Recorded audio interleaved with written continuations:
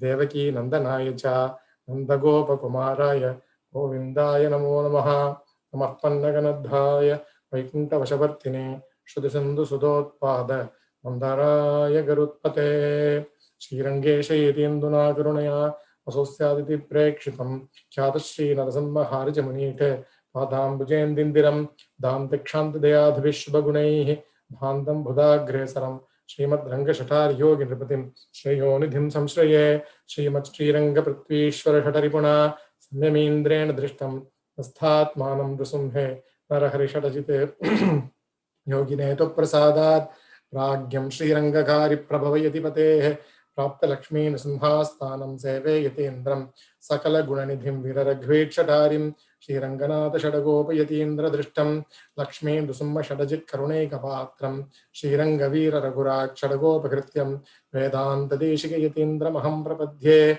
Srimatranga Shatari Samyamivaral Labdhagamantadvayam Srimat Vira Rahutvahat Shadajite Padaravindashrayam Srimat Vedavadam Sadeshikayate Karunya Vikshaspadam Seve Rangadhuri Nashasanavasam Narayanam Yoginam Vedanta Deshikayatindra Gatakshalabdha Rayanta Sara Manavadya Gunam Buddharghyam Narayana Tyayatiturya Kripa Bhishiktam Sri Ranganatha Yatishekaramashayamaha Srimade Sri Lakshmi Nrsimha Divya Paduka Sevaka Shivan Shadagopa Sri Ranga Shadagopa Yatindra Mahadeshikaya Namaha Srimade Shivan Shadagopa Sri Viraragava Yatindra Mahadeshikaya Namaha Srimade Shivan Shadagopa Sri Vedanta Deshika Yatindra Mahadeshikaya Namaha Srimade Sri Lakshmi Nrsimha Divya Paduka Sevaka Shivan Shadagopa Sri Narayana Yatindra Mahadeshikaya Namaha Srimate Shivan Shadagopa Sri Ranganatha Yatindra Mahadeshikaya Namaha.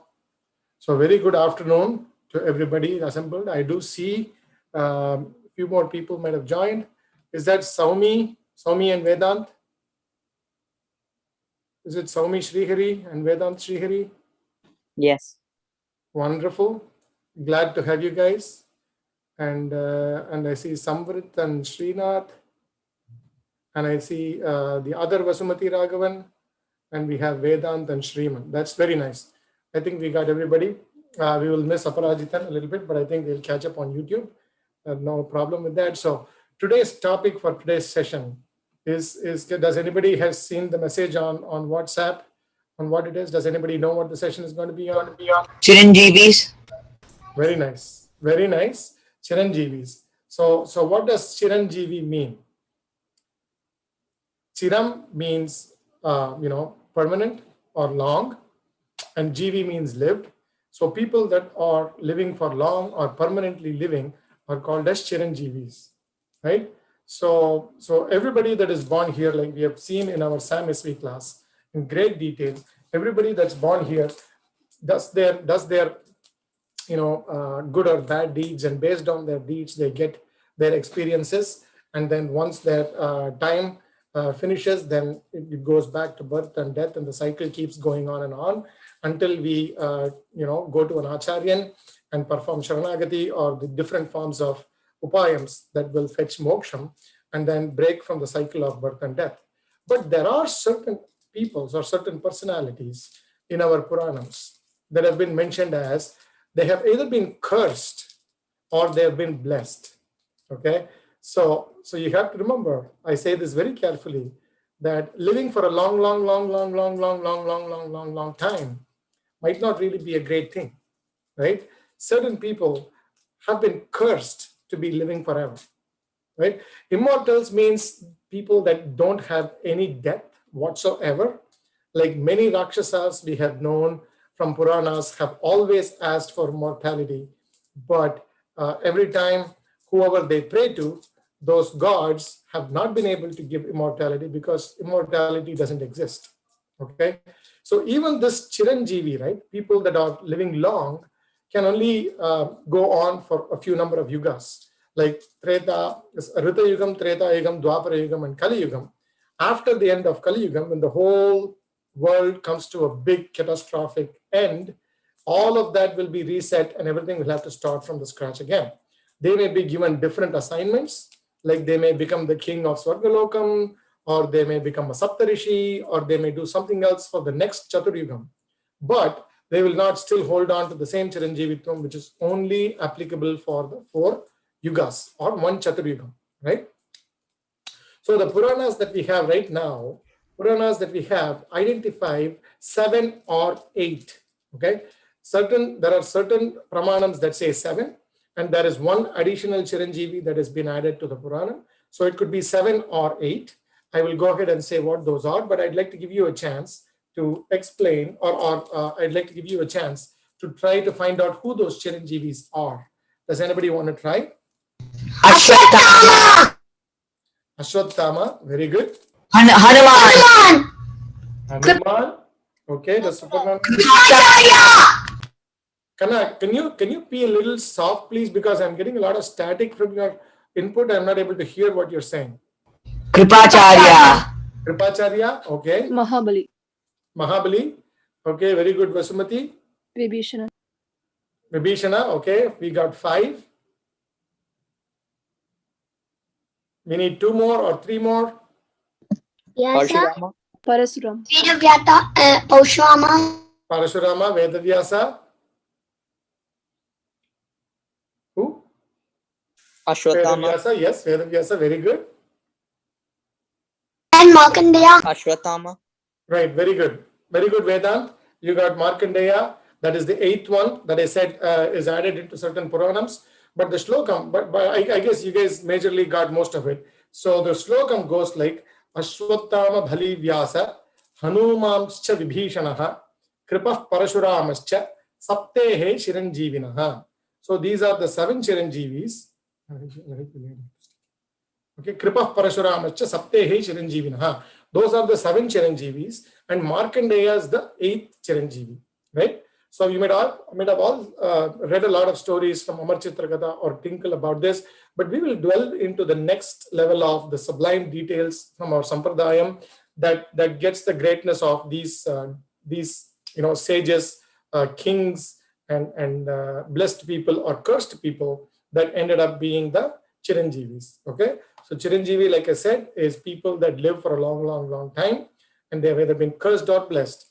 You got to remember, right? So these are about 7 or 8 characters, and covering them all in one class will be next to impossible. So I'm trying to cover it in 2 classes, maybe 2 sessions. So we'll try to go over 3 or 4 in this session, and then we will switch over to the remaining in our following next session. All right. So with that, we will start with Ashwatthama. Right? Does anybody know who Ashwatthama was? Like a very brief background and like 15-20 words. Ashwatthama was the One by one. I do see Janhavi and Lakshmi Narasimhan's mics going up. One of you start and the other one can follow. Well, he's the son of Drona, and so like after like most of the war had been done, the Kurukshetra war, what happened was like Ashwatthama attacked all the Pandava army and killed all the Upapandavas and killed most of the army, only letting Satyaki and the Panchapandavas and Draupadi alive and the like wives.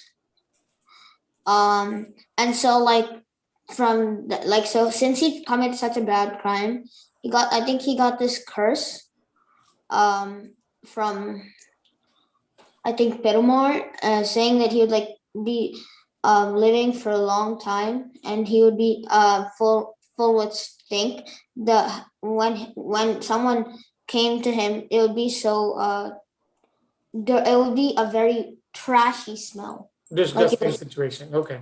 So what does Savya and Samrit want to say?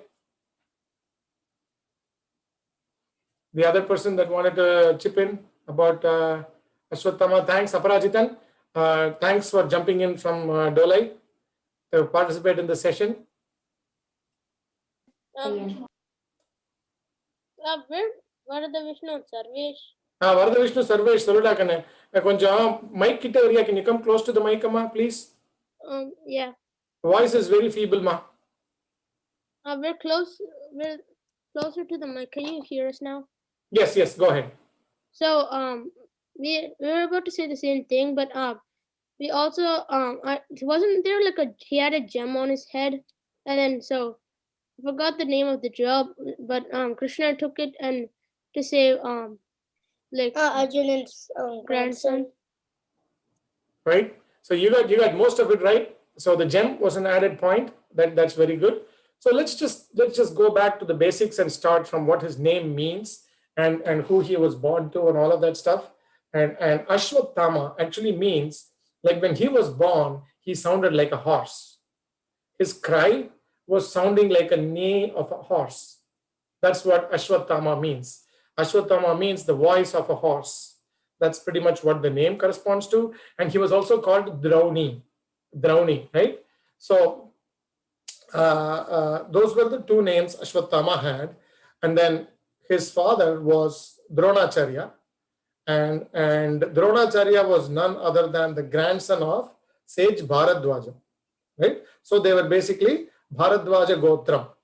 When I say Bharadwaja Gotram, you might ask me, they were actually Brahmins and not Kshatriyas. Back in the day, only Kshatriyas were allowed to fight, but Drona, being a Brahmin, he was an exception. He was an exception. He was in the Bharadwaja family, and certain texts, right? Certain texts also correspond that their hereditary kings were the kings that were in the southern part of India. And let me make sure, they were the Pallavas. The Pallava kings were also belonging to the Bharadwaja Gotram, and so there is a loose correlation. Okay, it is kind of challengeable, but this is the information that I have found in my research, that the Pallava kings might actually be related to the hereditary of Dronacharya, the great teacher of archery and all of the weapons for Pandavas and Kauravas, right? So the background story goes this way: is that Drupada was a king that was an early friend of Drona in his childhood, and then he went on to become the king of Panchala, and Drona was a poor Brahmin. And when Ashwatthama was born, Drona was very fond of Ashwatthama. Ashwatthama was born in the forest because of Drona meditating and praying to the Lord for a long time.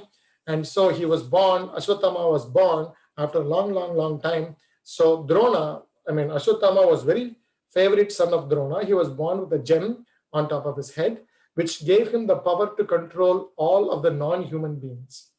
It would also protect him from being thirsty, hungry, or feeling fatigue.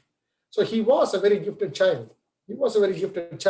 And Drona apparently was so poor that he could not even provide milk for Ashwatthama, right? So he decided to go. Back in the day, the Brahmanas would go to the kings and ask for alms, and based on those alms that are provided to them, they will perform the yajnam and do a lot of good activities that will benefit the king and also his kingdom by giving rain at the right time, by being prosperous and preventing droughts. And they would pray to the gods, performing the yajnam, and get all the prosperity for the nation, and all of their needs will be met by the kings, right? So Drona went over to Drupada, and then he mentioned that they were friends when they were young, and then he asked for about a bunch of cows so he can perform his daily activities and also the yajnams and whatnot, and then he could also feed his son. But Drupada becomes very antagonistic towards Drona, and he says beggars cannot be friends with kings, and that he cannot honor his request, and he gets mad at him and chases him away. So Drona becomes extremely upset with this and decides to vow to get the King Drupada out of his throne. And that's when Bhishma, who was also very close to Drona, knows about the skill of Drona in weapons, and he invites them to be the Acharya, or the teacher for the Pandavas and Kauravas. So by doing that, he gets all the wealth he wants, and he feeds his son Ashwatthama as much as he wants, and then he also brings him up in the way he wanted, because he's now very well endowed with a lot of money. because he's working for the king, teaching the prince of Hastinapur, that is the Pandavas and Kauravas, how to fight. And Ashwatthama also joins along with them and learns all of the arts of weapons, astras, shastras, knife wielding, gada, bow and arrow, and everything. All the exotic astras and everything, and he learns. And then he goes about being a part of the royal community there. Okay, so now this is the basis. Then what happens, we all know. Then what happens? The war breaks out between Pandavas and Kauravas, right? The war breaks out between Pandavas and Kauravas, and there is an understanding that all of the Sena, all of the warriors would fight, including the soldiers of Krishna, or the kingdoms followed by Krishna or following Krishna would also fight for Kaurava's side, and Krishna will be on Pandava's side. The Narayana Sena will be on Duryodhana's side, and Narayana himself, which is not Krishna, will be on the Pandava's side. That was the understanding.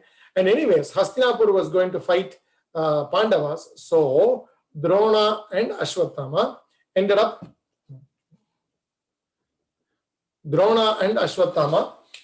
fighting for Kauravas, even though they knew that they were on the side of Adharma. Even though they knew that the Kauravas were on the side of Adharma, they could not help it. They were the royal, teachers, and they were brought up by King Duryodhana and Dhritarashtra. So, as a return of their royal loyalty, and also based on the rule to fight for them by the king's rule, they had no other choice. And Drona and Ashwatthama ended up on the Kaurava side. Actually, to be honest, Drona realized this earlier when they were training Arjuna and the Pandavas along with the Kauravas. Drona already knew, because those are, Drona, Bhishma, Vedavyasa, they are all extremely intelligent and smart luminaries, right? They don't need to wait for things to happen. They can see what could be happening next just based on their intellect, right? So they knew that Pandavas and Kauravas were going down the path of enmity of no end, and it is eventually going to be in a big war between them. And Drona already tells Arjuna that if there is a time that Drona or Arjuna has to fight Drona directly, that he should not go away from the war field, or he should not hesitate to fight Drona. That's one of the Guru Dakshinas that Drona asks of Arjuna, because Arjuna is the most favorite student of Drona, and likewise Drona is the favorite Acharya for Arjuna. Like anybody, like you, me, or anybody, we would be so upset to be fighting against our own teachers, right? That too, our favorite teachers. But we all know that Arjuna was so distraught having to fight the Kauravas that his own uncle, his own uncles and his own grandfathers and people that he knew that they brought them up, he had to fight them. So he was so upset, and we all know how Lord Krishna gave the Bhagavad Gita and gave him all of the knowledge and gave him the strength to fight the war, and we all know what happened there. But not digressing too much, Drona already knew that this war was going to happen, and he instructed Arjuna to not hesitate to fight him if there was a situation when Drona and Arjuna will be opposite to each other. Okay, that's what happened. So going back to the story now, the war keeps going on and everything happens, and one after the other dies on the Kaurava side, and the last person to die, or the last person to be on the deathbed was Duryodhana himself, right? So Duryodhana and Bhima had a very fierce fight, and Bhima ends up hitting Duryodhana on his thighs, which is his most weakest spot, and he falls down, and he is bleeding, and he's almost ready to die. At that time, there are not many people that actually escaped from the Pandava, Kaurava, or the Kurukshetra war. There were only 3 people. One was Ashwatthama himself, and the other was Kripacharya, and I think the third person was Kritavarma. Those were one of the 3 people that survived the Kurukshetra war from the Kauravas side. We all know that obviously Pandavas made it, but Kritavarma, Kripacharya, and Ashwatthama were the three ones. So getting back to the story, Duryodhana was almost completely bleeding down, and he was lying down. And at that point, since Duryodhana was still alive, he appointed Ashwatthama to be the commander-in-chief for the remaining part of the war. Even though the war was coming to an end, the Duryodhana appointed Ashwatthama to be the commander-in-chief, and he asked him to extract revenge from the Pandavas for having caused such number of loss of lives on the Kaurava side. So what happens, and also to remember, Drishtadyumna, who is the son of Drupada and the brother of Draupadi, right? Drishtadyumna is also fighting from the Pandavas side, and they make up a story in order to kill Drona. Drona cannot be killed when he is armed, because he was the teacher of both Pandavas and Kauravas. So he knows all the tricks that he taught, and obviously he knows how to get out of those tricks as well, right? So Drona, Lord Krishna knew that Drona couldn't be taken down easily if he is armed, right? So an armed Drona was going to be a complete devastation for the Pandavas. So Krishna devised a plan. Lord Krishna devised a plan, and he said to Yudhishthira that if they can somehow get him to drop his weapons, or if they can somehow get him to be distracted and get him unarmed, that would be the best chance to attack and get Drona.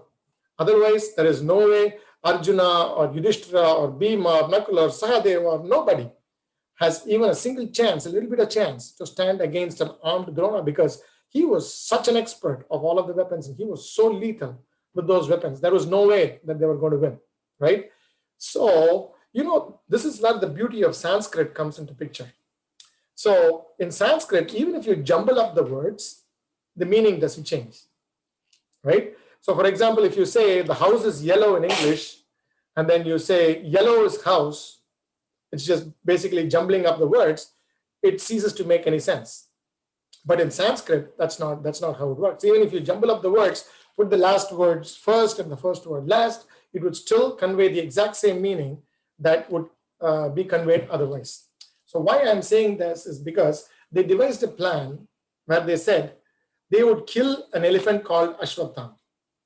Remember, Ashwatthama is the name of Drona's son, but in this juncture, they would kill an elephant named Ashwatthama, and they would declare in the field that Ashwatthama is dead.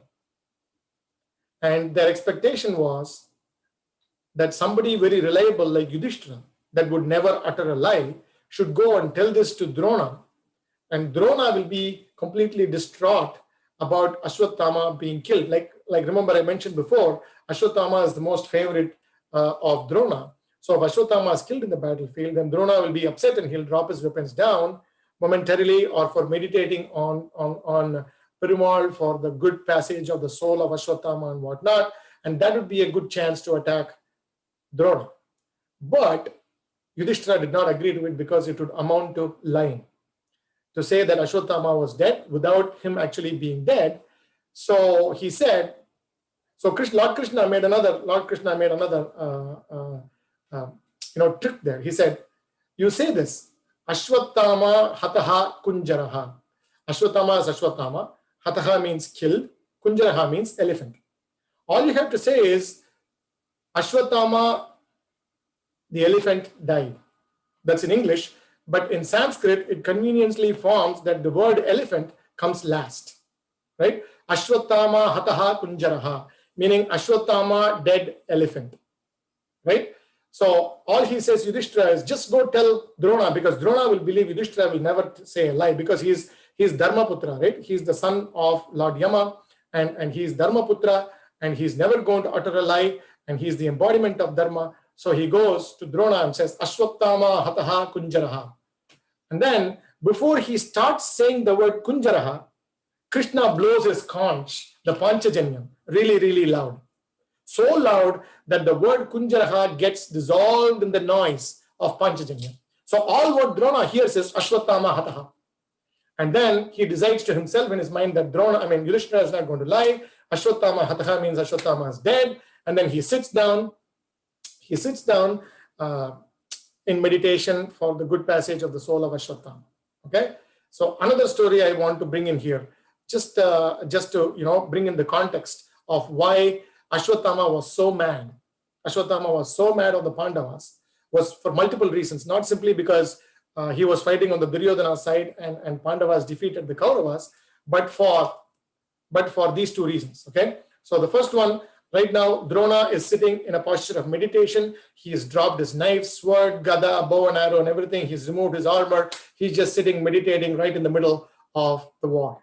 Okay. So freeze that scene in your mind. And then I mentioned to you that Drona, when Ashwatthama was a little boy, Drona went over to the king of Panchala called Drupada and asked for cows, right?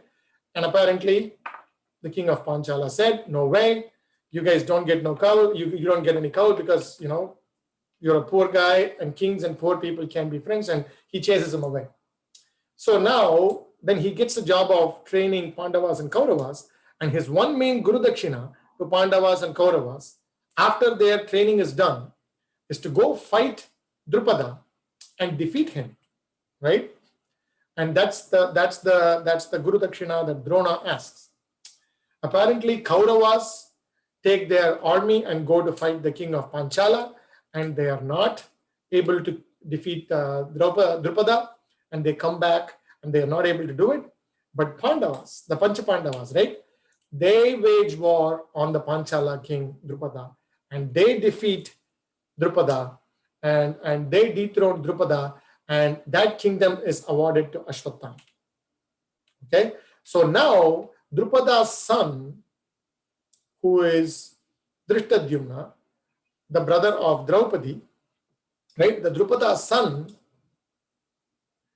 is extremely mad at Drona for having extracted revenge by dethroning Drupada from his throne. So now, again, zoom back to the frame where Drona is sitting meditating because he thinks that Ashwatthama is dead. Now, when Drona is sitting meditating that Ashwatthama is dead, Drishtadyumna, who wanted to extract revenge from Drona, again, comes over and chops his head in the middle of the war field. When Drona is sitting meditating and he's not fighting, when he's not ready, Drishtadyumna comes over and then he beheads or he chops the head off of Drona. So this is another reason why Ashwatthama is extremely mad at the Pandavas and he wants to extract revenge from the Pandavas. Now, go back to the frame where Duryodhana was lying down, extremely hurt, and he is almost passing away, and he appoints Ashwatthama to be the commander-in-chief of the army, and he takes a promise from Ashwatthama to extract revenge from the Pandavas. Ashwatthama is already mad because his father, Dronacharya, has been killed by deceit in the middle of the war field. Like, there was no formal, proper war where they were like, one soldier was fighting another soldier one-on-one, and then Drona got defeated. That's not how it happened. And he was killed by deceit. So he's already mad at Pandavas, and also he is extremely mad at Duryodhana. He's extremely mad at the Pandavas because Duryodhana has taken a promise from him for him to extract revenge. So now what he goes to the tent of Pandavas, and first of all, he beheads Drishtadyumna, right? Drishtadyumna was the one that killed Drona. So he wakes him up, and then right in the, half sleep, he chops off the head of Drishtadyumna, and there are 5 people lying down next to him, and he thinks those are Pandavas, and he kills all of them. And he thinks those are Pandavas, but those are the children of Pandavas.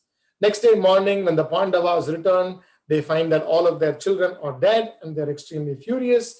And Lord Krishna says, this is one of the worst things that he could do, is to kill, children, innocent children in their sleep. And what happens? Ashwatthama is still seething with anger to get rid of the Pandavas.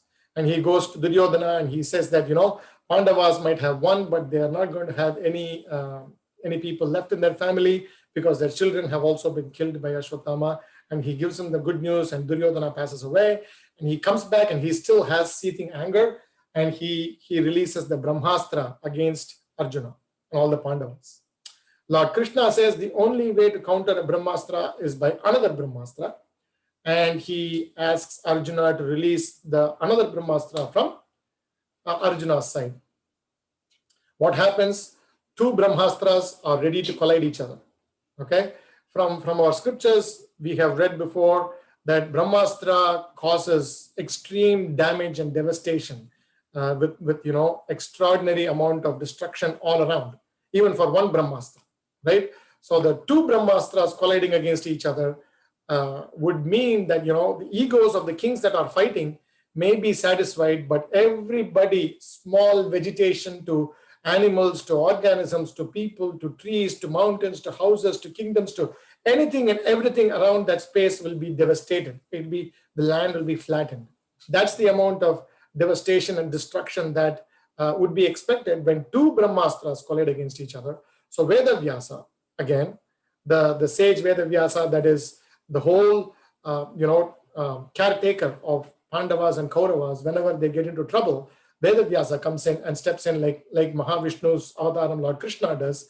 Vedavyasa comes in, he stops Brahmastram on both sides and says, hey guys, you guys are getting crazy now, okay? You cannot do two Brahmastrams at the same time, and you cannot just devastate everybody else simply because you guys are angry against each other, okay? So now behave yourself and take your Brahmastram back and just do something else to get your angers out or something like that. That's what Vedavyasa says. And Arjuna, as humble as he is, he says okay to Vedavyasa, and he takes his Brahmastram back. But guess what? Ashwatthama is not so skillful, and he is not aware of how to undo a Brahmastra or how to take a Brahmastram back. So he says to Vedavyasa is that I just know to release a Brahmastra, but I don't know to take it back. And Vedavyasa becomes furious because it's not just Ashwatthama. Because of the words of Vedavyasa is why Arjuna took his Brahmastram back. Now it's the responsibility of Vedavyasa to make sure that Ashwatthama's Brahmastram also goes back, because that's the understanding, right? He comes back and he compromises between them and he says, just for my sake, forget it. Both of you take your Brahmastram back. And now if Arjuna takes his Brahmastram back and Ashwatthama leaves it on Arjuna, it'll almost look like Vedavyasa wanted to kill Arjuna, so he asked him to take it back, and Ashwatthama's arrow went ahead and killed him. So that's not what Vedavyasa wanted, but that's how Ashwatthama is making the situation happen because he doesn't know. So Vedavyasa becomes furious at Ashwatthama. And already Krishna is furious because the children of Pandavas have been killed, like innocent children in their sleep have been killed by a soldier, which is like a big, big, big bad step for soldiers back in the day. So now, they divert the Brahmastra to the womb of the unborn child of Uttara. Okay? And that unborn child, does anybody know what the name of the child is? Parikshit, he was named Parikshit because when he was born, he would always look around. He would always look in circles because Perumal took his Sudarshana Chakram and placed it to fight the Brahmastram. So when he was in the womb, he would always be seeing the Chakram going round and round, and then the arrow just getting attacked by it. Wonderful, wonderful, wonderful. So just to add a little more detail there, you got the crux of it. To add a little more detail there, the Brahmastram went and hit the womb of Uttara with the unborn child. The only descendant of the Pandava dynasty that is still alive, and that Brahmastra actually makes the little baby inside the tummy of Uttara to become one solid lump of flesh. And Sudarsana Chakra is able to fight the Brahmastram and is able to protect the life of the fetus, but because of all the heat and all of that, debacle, destruction going on around it, it changes into a big log of solid flesh instead of being born as a baby. And he falls down from the stomach of Uttara. And then everybody says, we all know the story where the Maharishis say a person that is a pure brahmachari or a person that is never married comes and kicks the baby with his right thumb with his right toe on his feet. That is when the baby will spurt back to its life. And guess who comes to the rescue? Lord Krishna, right? That is another reason why he is Perumal, and he shows that he is Perumal, because we all know, that he was properly married and he had children and everything. But when he came and kicked the baby with his toe, he came back to life. So he's Perumal. All of these karma vasanas of being married and having children and other things don't affect the akarma vashyam. Perumal is not bound by the karmas. Even though he enacts these things in order to elucidate a story for us, he is not actually bound by these karmas, right? So those sort of things are exhibited by Lord Krishna all through his avatars, with all of the killings of the demons, with all of his divine Leela vibhutis. He shows to us that he is the Paramatma, he is Perumal, and he is the person that everybody has to go and do Sharanagati to. So this is one of the other instances where he exhibits that, those restrictions don't matter to him because he's Perumal himself. So he kicks the lump of flesh and the baby comes to life. And because he was tested right from his womb, Garbhe parikshini kritaha iti parikshit. That is the reason why his name was Parikshit, because he was tested even before he was born. That's the reason why he was called Parikshit. And going back to the story, these two activities extremely infuriated Perumal himself. And he said, you know what? You no longer deserve to have the gem on top of your head. And there is something that is more cruel than killing you, is to let you, let your skin melt down with sickness and be in a disgusting state forever. That is the biggest curse that they can give. And they remove the gem on top of his head and they curse him that he'll be sick and in a very bad state and a very disgusting state, but he wouldn't die. He would live for all the 4 Chaturyugas until the whole world and the universe is devastated, destroyed, and then everything comes back again for the next Chaturyugam. So that is the curse of Ashwatthama. So you guys might ask me, so does that mean Ashwatthama is still alive? Yes, he is. A lot of people, there are a lot of groups of people, okay, very arguable fact and other things where people claim that they have seen him, they have seen Ashwatthama and they are the disciples of Ashwatthama. We know maybe true, maybe not. But based on the fact and scriptures, he is still alive, because this is just the Kali Yugam. And this happened in which Yugam? Mahabharatam happened in which Yugam, kids? Dwapara Yugam. Very good. So Krishna Avataram was in Dwapara Yugam. That was right just before the Kali Yugam. So, in Dwapara Yugam this happened. So Ashwatthama is still very much alive. Wherever he is hiding, wherever he is there, we don't know. But he is still very much alive. That is the story of the first Chiranjeevi. And he was not blessed with immortality. He was cursed with having to live with the burden of being with the sickness until the end of the world or end of the Chaturyugams. Okay? So that's the story of Ashwatthama. Do you guys have any questions on this? Then before we go to Mahabali? I have a question, just one question about. Yes, go ahead, Kana. Like when you were saying like Astra and Shastra, what does Shastra mean? Okay, very good question. That is a fantabulous question, Aparajitan. So Astram means a weapon, right? A weapon is a weapon of destruction. Like it could be like a knife, or it could be a sword, it could be a missile, or it could be a gada, or something that is meant to cause hurt, right? Like it is either shot, or the physics or the mechanics behind the making of that weapon. The sole intention of making that weapon is to cause hurt, right? And a kshatriya is the name, the word Kshatriya originates from the word Shastra. Kshatat trayati iti Kshatriya, meaning a person that protects people from harm. Kshatha means harm. So how does he protect? He uses astram and kshastram. So astram, I might have mixed it up. Astram means whatever is released with the power of mantrams, right? So for example, shastram is basically a knife or a sword or an arrow or a mace or something that is a mere equipment that is meant to cause hurt. Okay, but an astram can be anything. For example, remember in Ramavataram when there was a kakasura, a bird, right? A kakasura was troubling Tayar.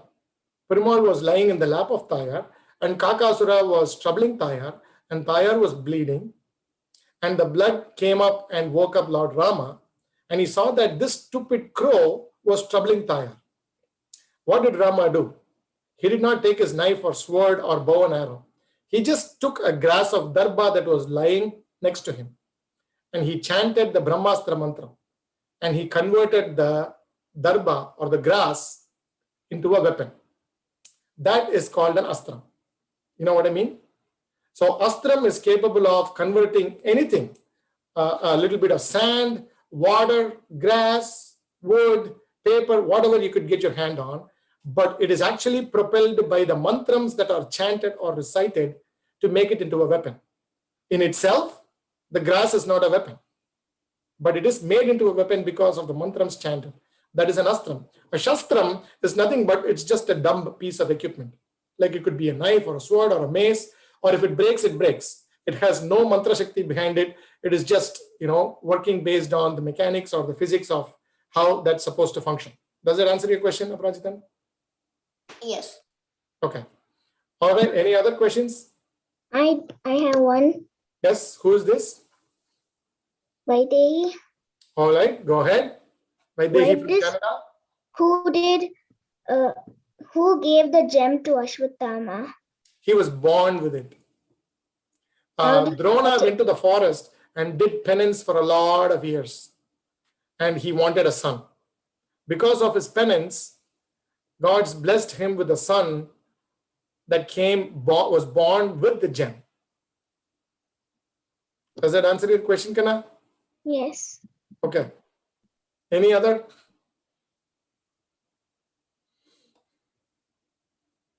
Any other questions? Okay. Let's go over to the next story. That is the Ashwatthama Bali. Bali is Mahabali. Okay.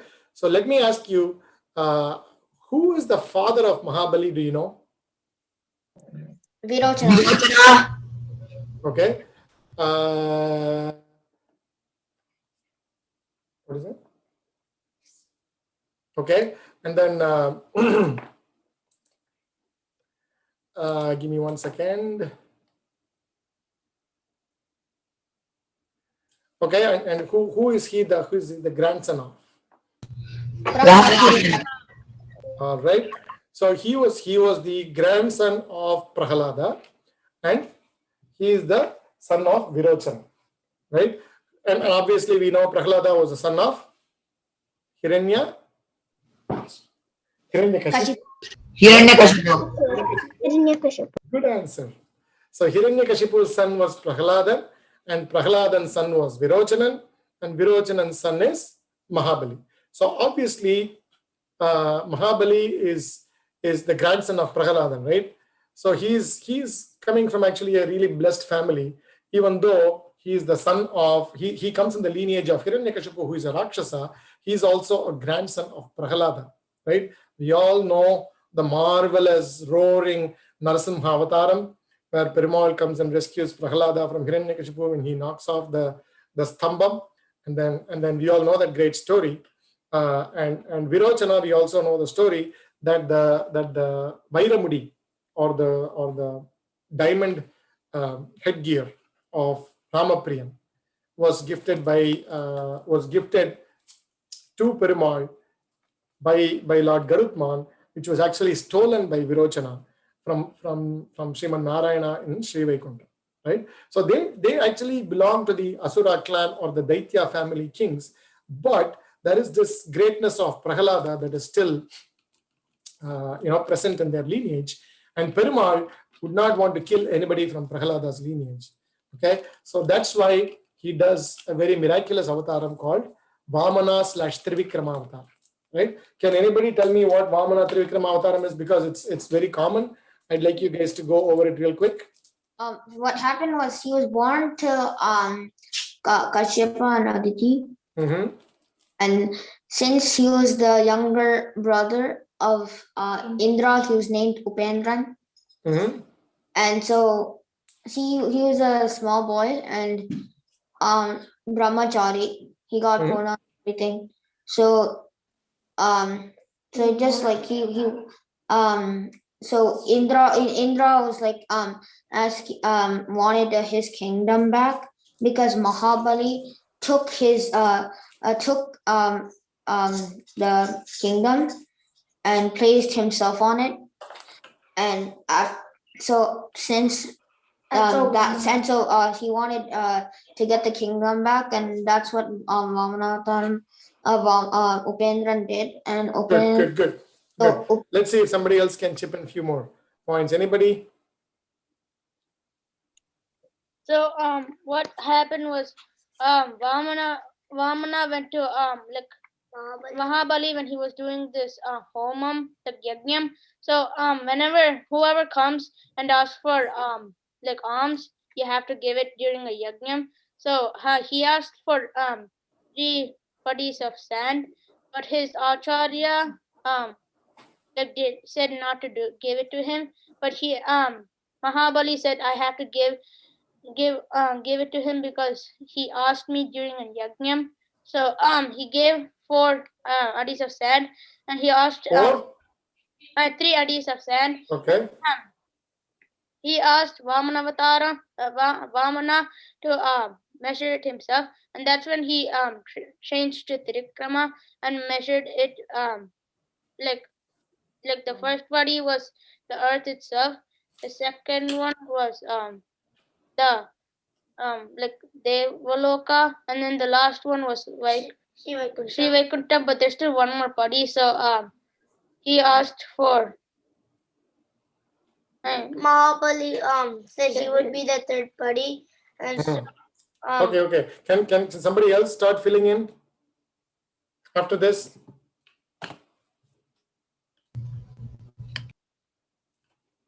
Anybody else? After what happened was wait, you want me? Wait. Aparajithan, wait, kana 1 second, wait panna. Namma vandu how about Vishwambara or Saumi and Vedant or Vaidehi or the 2 Vasumatis or Samvrit? Anybody? Sorry for cold calling, but I just like to hear a little bit from you guys as well. I'm not sure about this story. Okay, that's fine. Can Hiranay say? Okay, thank you. Can Hiranay say? What is that? Can Hiranay say? Yes, absolutely. So I think after that, Shukracharya knew that Perumal was gonna ask for. Yeah, we actually left where Perumal has already grown up into Trivikrama. Yeah, and so he's already measured like three, and he has put his foot on Mahabali's head. That's where we are. Want to pick up from there, Kanna? Yeah, so he like kind of pushed Mahabali into the ground, and Mahabali like realized his humble, like he became humble again, and wasn't like he wasn't like what is the word No, yeah, he wasn't arrogant. He wasn't arrogant, and so he got pushed to Patalalokam, and Perumal said instead of ruling all the 3 worlds, you can just rule Patalalokam. And also and he was guarded by Upendran. Yeah, he was guarded by Vamana. And also I think Perumal said that in his next birth No, after the 4 Chaturyugas. Yeah. After the Chaturyugas, he would become the next Indra. Yeah, next Indra. Okay, good. So that's the high level summary. So let's go into the next level of Sukshmartham or the dwelling on the finer details of Vamana Avatar. Oh, Okay. wait, can we also say another thing? No, yeah, Yes. I remembered one part from Siriya Tirumala. You want to say? No, it was just like Muvadi Mantara, Yanakandra Vendi needed Yes. Pagalam and Ranandam. Yes. Do you know how Bali Chakravarti is mentioned in Prabandhams? He is not called as Mahabali. Do you know how he is referred to as? He is referred to as Mavali. Yeah, Nindralandan Mahabali, yeah. Yeah, Mavali, right? Because there's no ba consonant in Tamil. No, yeah, there is. There's only pa, there's no ba. Yeah, there is, but that's how it's it's kind of transformed in the Paurusharams. But the way that Mahabali is referred to is as Mavali, right? Mavali is the name. That's how he goes generally in the Prabandhams. So long story short, there are many star items, attractions in the Vamana Avataram. And Swami Desikan refers to Vamana as Raksha Vamana Rosharama Karuna, right? Raksha Vamana. Raksha Vamanan is a very famous way Swami Desikan addresses Vamana Avataram. And Vamana Avataram is actually a combination of two. He comes in as a dwarf, as a very small brahmachari, and then he grows up to become the Vishwarupa form, or not the Vishwarupa form, but the biggest form that he takes so high that his feet, when he measures the universe, goes to Brahmalokam. The toe, the thumb of the toe, right, goes to Brahmalokam. And Brahma sees that Perumal's toe is just right at his face. That's how big Perumal grew. And then he offers his prayers to Perumal's feet, and he pours water from his kamandalu into a kamandalu full of tirtham on the feet of Perumal, on the thumb of the toe of Perumal. And obviously, if you guys go to Ahobila Madam or to your ashramam or to your acharyan on Dwadasi day, you can see how the Sripada Tirtham is made.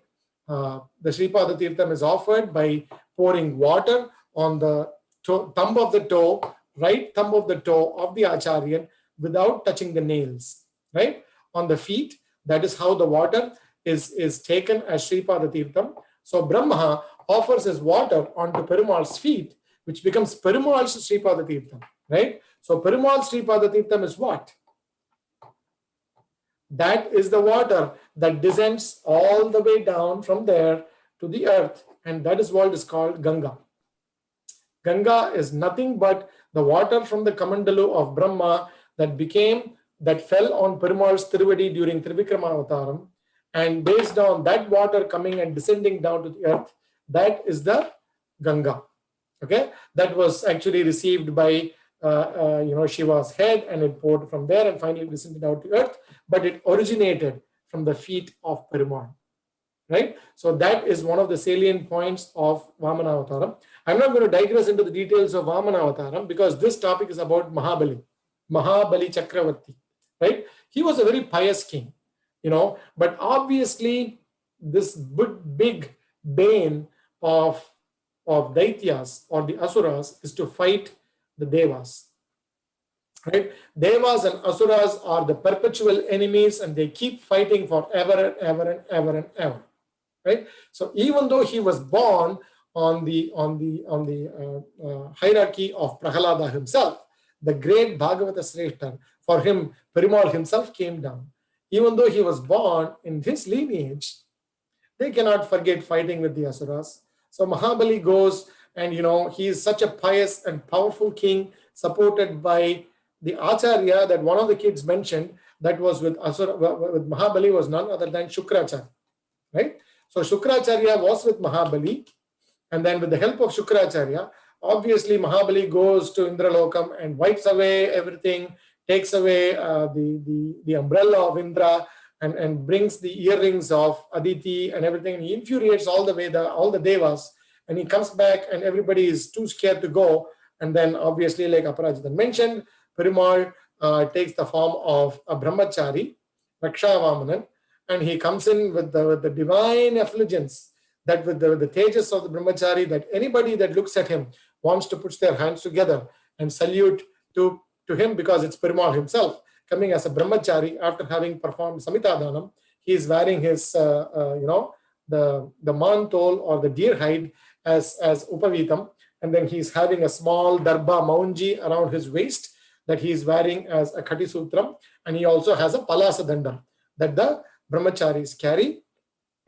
And he walks out very humbly to Mahabali Chakravarti, and the moment he comes, Shukracharya knows that this tejas is not just humanly thing. This tejas or this brilliance or this is not human, it is superhuman. And apparently he realizes that it is Perumal himself, that something tricky is going to happen, and don't listen to this small boy, is what Shukracharya tells Mahabali. And Mahabali, being the descendant of Prahalada, says, no.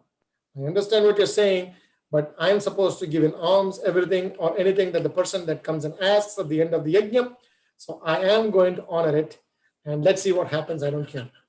So Vindhyavali is the wife of Mahabali, and she comes over with water ready to be poured in Mahabali's hands in order to give whatever the brahmachari wants. Obviously, Mahabali is extremely impressed with the tejas of the brahmachari, and he asks him, what do you want? And the brahmachari says, I want 3 steps of land. 3, not anymore, 3 steps of land. And then Mahabali is like suddenly surprised. I was thinking you might ask for 2 or 3 kingdoms, or you might ask for something really pricey like gold, chariots, horses, elephants. Nothing, just 3 steps of land. And then Vamana says, you know what, king? Now you have taken care of Indralokam, and you have Atala, Vitala, Sutala, Sarara, Rasatara, Taratala, Patalam, all of the lokams. You have defeated anybody and everybody. Are you satisfied? Are you going to stop fighting the Devas again? And Mahabali says, no, I'm a king, and my duty is to grow my country, and I'll keep doing that. So what's the point of taking so much? If I cannot be satisfied with 3 steps of land, I'm not going to be satisfied even with the 3 lokams. And with this level of knowledge and this philosophy that Vamana comes through, Mahabali is completely swept off his feet, and he goes like, okay, I'll give you the 3 feet, done. And the moment he promises, Shukracharya tries to block the water that is pouring from the snout. So this Kamandalu pot, right? Back in the day, the pot used to be a big bowl, and there is a small snout that comes out of the pot, and the tip of the snout will have water dripping from it. So when a person is performing a danam, then they give the water from one hand from the offering person to the receiving person, and the flow of water is supposed to solemnize the danam or the handing over of the property. Shukracharya is extremely mad at Mahabali because he knows exactly what's going on, but he's not able to stop Mahabali. So he tries to become a small bee, and he goes and sticks into the snout of the pot, trying to prevent the water from falling down. Such a feeble attempt to stop Bali Chakravarti from going on with the dana. But guess what happens? Vamana realizes what's happening, and he is wearing his pavitram in his hands, right? So he pokes. He understands that Shukracharya is obviously the bee that is stuck inside the snout, and he pokes the snout with his pavitra darbam, the darba granthi, right? The tip of the darbam that is really sharp.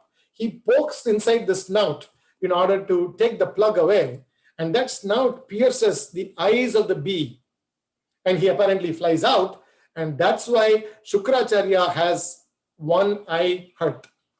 Wherever you see Shukracharya's picture or depiction, you will see one of his eyes is gone, and that eye was gone because of Vamana's Darba Granthi poking the eyes of the bee or the insect that was plugging. The insect was actually Shukracharya, and the Darba Granthi poked his eyes, and Shukracharya lost one of his eyes, and he flew out, and the water fell from the snout, and the danam was solemnized. And the moment the danam was solemnized, Trivikramavataram started.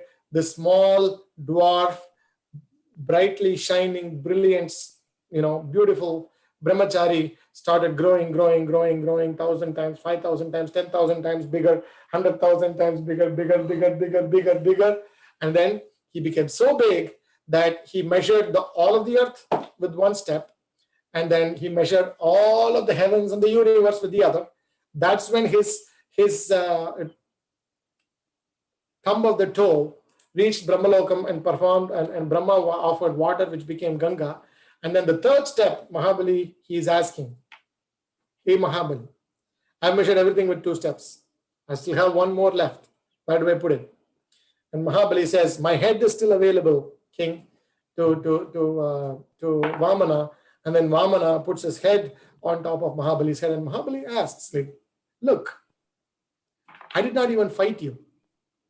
I was trying to give everything you wanted. Are you going to punish me for giving everything you wanted? Like everything you asked for, I didn't even resist. As a matter of fact, Shukracharya tried to stop me. I didn't even listen to him. So are you going to punish me for accepting whatever you said and playing along with you and actually giving you whatever you wanted? Is that what's happening here? And Vamana said, you know what? Okay, don't worry. I'm just pushing you into the Patala Lokam, and you can rule the Patala Lokam. You can come back to the earth once every year. And then I will bless you with being a Chiranjeevi. And like Aparajitan said, after the Chaturyugam, you can become the next Indra or whatever position is waiting for you after this Chaturyugam. And that is the blessing that Trivikrama gives to Mahabali. And then, does anybody know what day it is that Mahabali comes out of Patala Lokam onto the earth every year? It's like Vamana Jayanti. Vamana Jayanti, and it is one of the famous festivals in Kerala. Onam.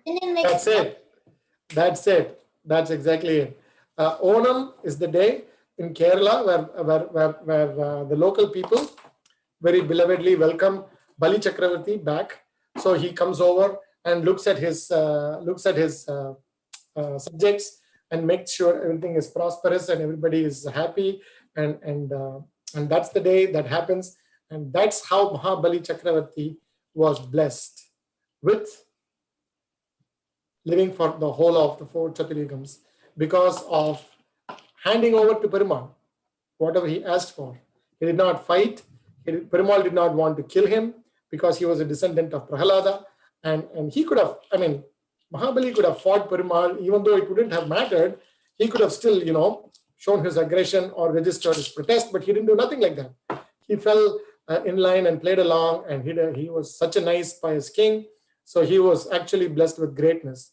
Even though the Lokas were taken back and handed over to the Devas, he was still left alive, and he was blessed. He was not cursed. He was blessed with living for all the 4 Chaturyugas as a Chiranjeevi. I think we are 8 minutes over. Do you guys have any questions on this one? I have like a Yes, one by one, Kalagoma. a small like a comment. Didn't Sukracha, he got blinded in one eye, but then didn't he go to a one Divya Desam? I forget what it's called, but then prayed to Perumal and got his eye back. I said Possible, but generally the general depiction is that he had something going on in one of his eyes. Can you verify what that Dividesam is for the next class? I'd like to know too. Like because it might be true. It might be true that what you said. Because like in the same class, right? When you're studying the Divya Desams, there was like in one specific Divya Desam where it's quite possible. It's quite possible. I'm not aware of it. I'll admit to it. But if you can find it out for me, we all will be glad to learn that from you, Aparajita. I also have a question. Yes. It's kind of related, but not really related. But Virochana was not good, right? Not a good person. That's how the stories say. Yeah. That he had some asuric tendencies. Yeah, so when Prahaladan what didn't Perumal Narasimha say that the future generations after Prahaladan would all be good? So then why was Virochana bad? So he was actually a descendant of the Asuras, right? So the lineage of Asuras does have their characteristics flowing through their blood. So it goes like a cycle, once or the other. Now, to be honest, even the Maharishis, right? Even the rishis or the seers or the sages or the devas, the most purest of the purest ones, slip every once in a while. So it's very hard to classify who is good and who is bad. He could be a good person, but he might have just caught up in a few, bad acts, and that's the biggest lesson that we get is we should never be complacent of being good all the time, because it's possible any moment that we could slip and become bad. So we should be very careful not to dwell down the path of bad, even unknowingly. I don't have a straight answer to it, but I think the thing is you have to remember is it's very difficult to be 100% good. So it might have been that, like the many other sages or devas or many other blessed people that probably deviated from their path of good, Virochana might have also been one such case. Oh, okay, thank you.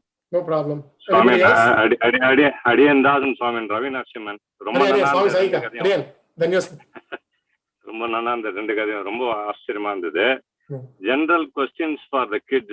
Who is the descendant of Bali? We talked about the forefathers of Bali. Who is the descendant of Bali? Mahabali Chakravarti.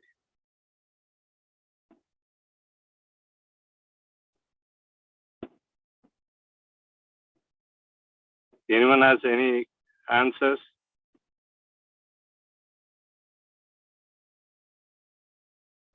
Swami Devare Sajra Swami. Banasuran. Banasuran, yeah, he's, Perumal has, taken all his 1,000, arms he cut off, right? Because of their karmic deeds, they were born as Asuras, right? And but Perumal is very, very true, and he is Satya Kama Satya Sankalpa, right? He gave his word that he will protect all the generation of Prahlada. So even though they were doing so much misdeeds, he did not kill Bali, he did not kill even Banasura. He cut his hand off and let him go. So this is where we have to really understand the Perumal's boundless compassion, right? Even though you make a lot of mistakes, when Perumal gives his word that he will protect you for sure. That's why we do Baranyasam, right? And once you do the Baranyasam, Perumal gives the word that he will take care of us and he will do that. This is one of the main reasons that the lineage of Hiranyakashipu, even though they are very notorious, Perumal still protects them because he gave his word. And there is another famous lineage like Vyasam, Vasishtha, Naptara. He protects them too, because though they have done a lot of good services to the humanity. I want to join after a long time. It was great. And also I noticed in the chat box that Tiruvelliyangudi, that is where Sukracharya got his eyesight back. Correct. And that is also thanks to Mama for putting that information. And Aparajitan, did you take note of that? Yeah, so it's Tiruvelliyangudi, right? Tiruvelliyangudi. It's actually called a Shukra Kshetra. Oh, okay. Yeah, Velli means Shukran, right? In Tamil, Vellikazhai is Friday. Oh, yeah, okay. That's why it's called. Yeah, so Tiruvelliyangudi is a Shukra Kshetram, and he got his eyesight back after praying to Perumal. But the location where he lost it is in Vamanavata. Yeah. The place where he gained it is Tiruvelliyangudi. So that's how it worked out. Okay. Okay. Adiyan. Wonderful. I'm so glad that we were able to hear Ravi Swami and also share some of his insights into the descendants of Virochanan, which is actually Banasuran. and Vindhyavali was apparently involved in helping Banasuran come back to the right path after Perumal took away all his hands, and so those are the two characters. So circling back to the Chiranjeevis, right? Ashwatthama, Bali. So Vyasar, Hanuman, Vibhishanar, Kripar, Parasuramar. We have 5 more left. Hopefully, I can just race back a little more and cover it in the next session. But until then, guys, stay safe, and we'll chant Acharya Tanyan and wrap up this session, okay? Srimad Rangashatari Sammam Vivaralabdhagamantadvayam Srimad Veerarahutvahatri Hadajat Padara Vindashrayam Srimad Vedavadam Sadeshika Yate Karunya Vikshaspadam Seve Rangadhurina Shasanavasam Narayanam Yoginam Vedanta Deshika Yatindra Katakshalabdatrayandasara Manavadya Gunam Buddhargryam Narayanat Yataturya Kripabhishiktam Sri Ranganatha Yatishekara Mashrayamaha Srimade Sri Lakshmi and Samadhya Paduka Sevaka Shivan Charagopa Sri Narayana Yatindra Mahadeshikaya Namaha Shivade Shivan Charagovashri Ranganatha Yatindra Mahadeshikaya Namaha. Thank you, children. Keshavaya Namaha. Thank you, Ravi Swami.